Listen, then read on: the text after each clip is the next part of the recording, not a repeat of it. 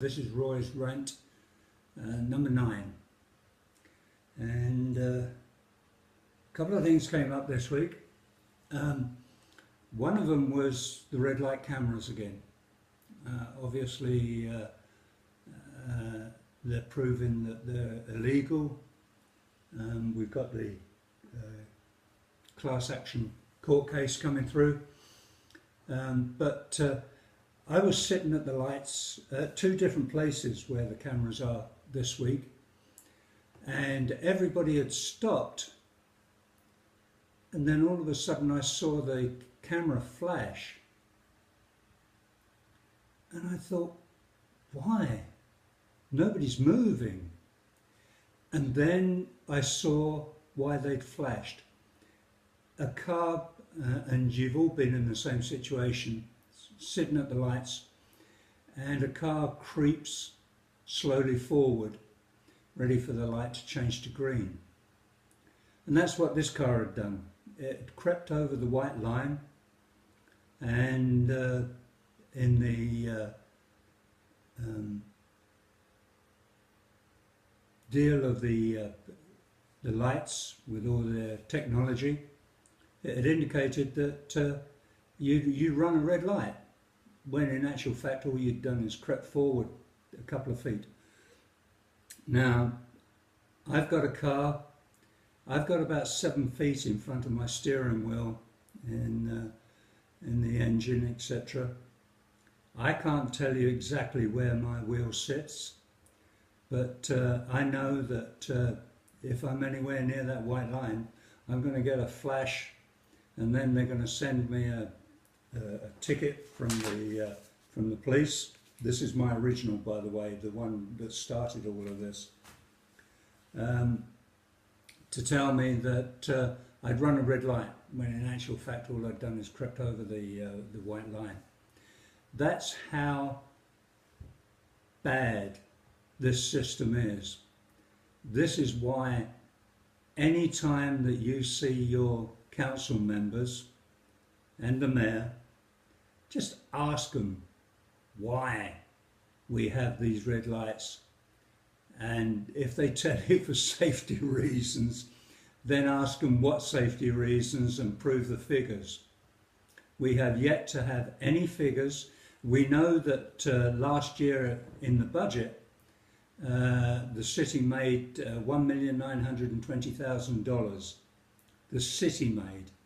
So when you take into account that the company that has the lights is taking about 50%,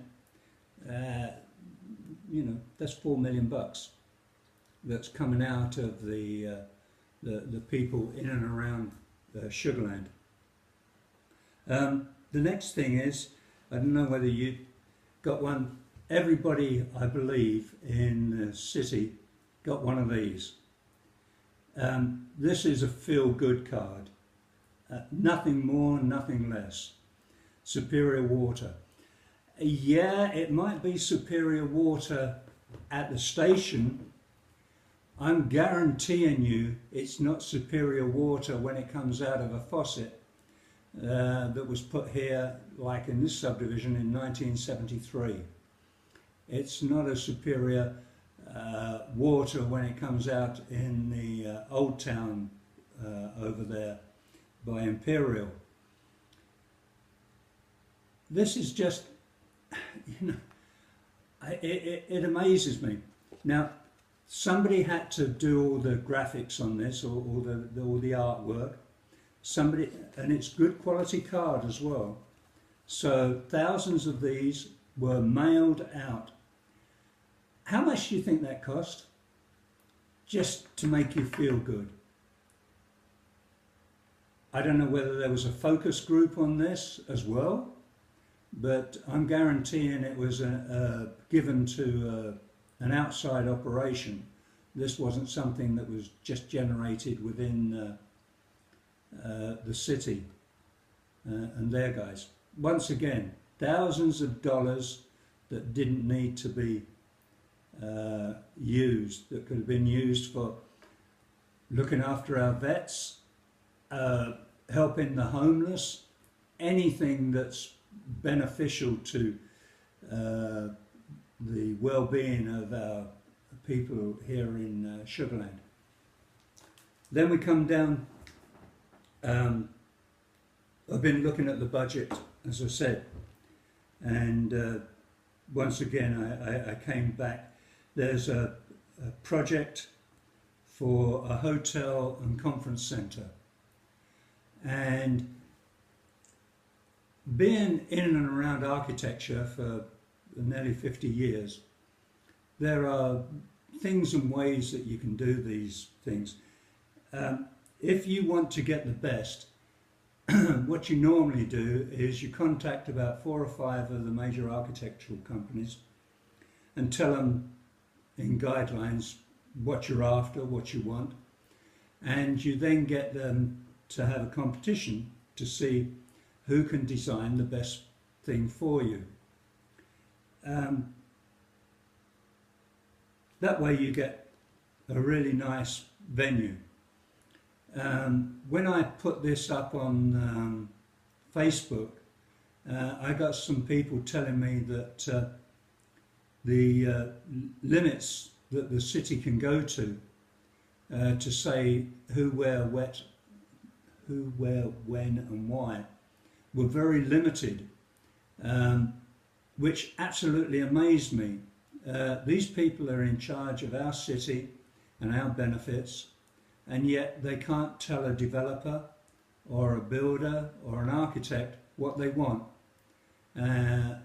you know, and have it happen. There should be zoning rules and regulations as to what the city should be doing, especially that now that we've got the entertainment centre and that ugly Texas Instrument building in front of it. We should be looking at something that is far more attractive, that can deter from that ugly sign that sits on the side of the road. That again amazed me as far as the people in the city and the money that they're getting paid to look after us. I worked out the other day, because I was absolutely amazed that we were paying Alan Bogart, the city manager, $250,000 plus expenses, that I worked out, did some calculations. He's getting $616 every day.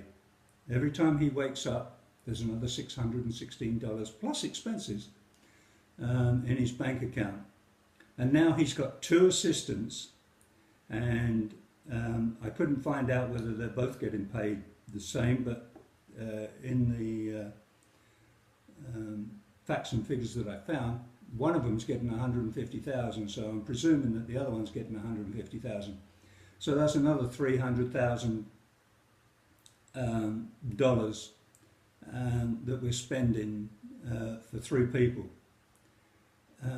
It's one, and when you look at the ordinary people, the hard-working people in the city, look at the budget. It's freely available. Just pull up City of Sugarland and go to budget. It's long.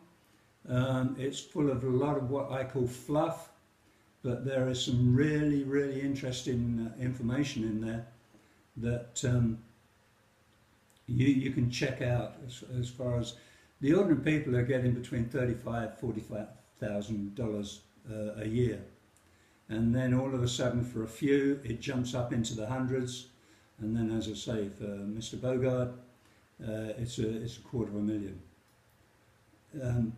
You know, and our city's 85,000 people, so you can do the math as to how much we've got to generate just to pay these wages. The other thing that came up, and it doesn't have to do with Sugarland, but people are interested now that I've started to point out things about Sugarland, about their city. And one in particular is Missouri City. The state of the land of Texas says that this is a homestead state. Everybody gets a homestead allowance. For 2017 in Sugarland, it's 10% off of whatever your property taxes are. In their divine wisdom, so I'm told, the city of Missouri City says, no, we aren't going to give it to you. We just decided on our own that we have the right, and even though everybody else in the state gets it, you aren't going to get it. See, these are the things that I'm finding out about these people that are in charge of us that just aren't right for the ordinary people of the area. These things shouldn't be happening. These people should be looking after us, not dealing with their own private projects in their area, whether it be a golf course or a building of whatever it is, etc., that they decide that they want to have their particular deal with. It just amazes me that we allow these people to get away with what they're doing. I mean, so we've got city councillors here, they get $700 a month for turning up twice a week, or 3 or 4 times a week, a month rather, to sit there and probably talk for about 5 minutes if they decide to talk at all. And then you've got our mayor, who gets just over $1,000 a month for doing exactly the same thing. If they were actually looking after the city, I'd have my flag. Yay! Good for you. But as they aren't, I'm going to point out the problems that we have, and the different ways that they're wasting